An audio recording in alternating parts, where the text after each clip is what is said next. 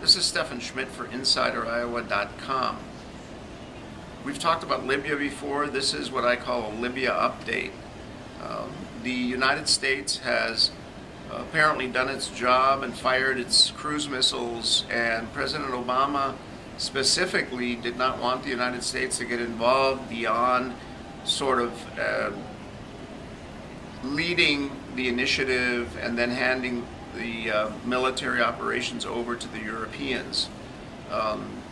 That seems to be happening. The Europeans have taken over, and things are really not going very well as far as I can tell in Libya.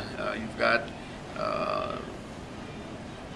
Mr. Gaddafi's forces making progress against the rebel forces. The Europeans have been trying to stop them but haven't been very successful.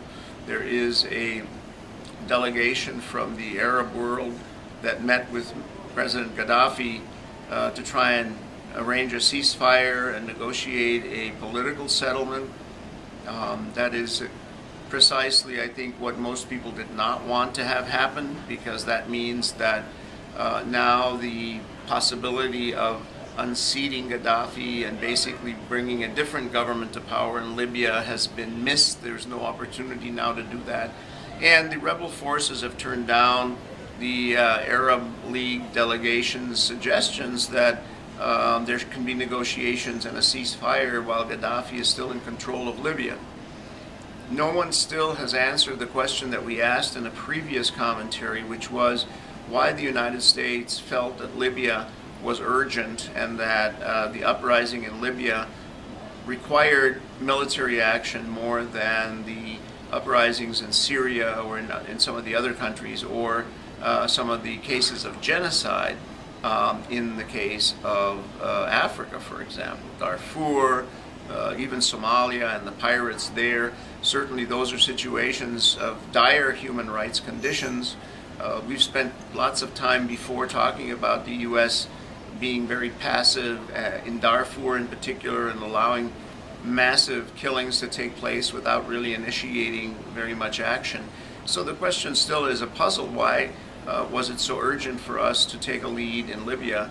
I think it partly might be because the oil from Libya is among the highest quality sweet crude oil in the world, and it doesn't come to the U.S. so much as it goes to Europe, but it is an important piece of the overall global oil regime, as they call it.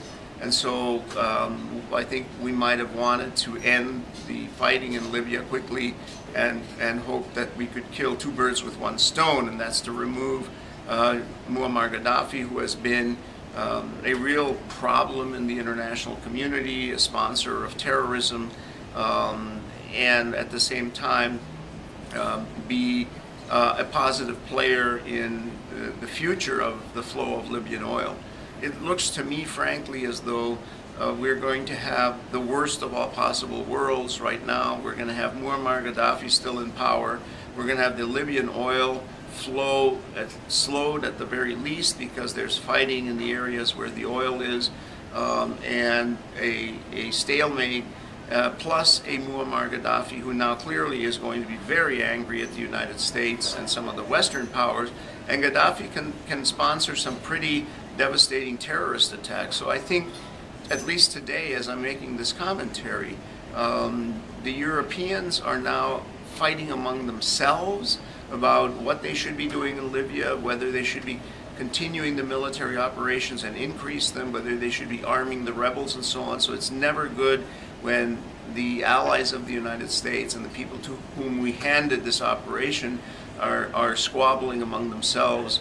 And I'm afraid that this is going to be long, dragged out, and not particularly positive for anybody, except Muammar Gaddafi, who probably will stay in power. This is Steffen Schmidt for InsiderIowa.com.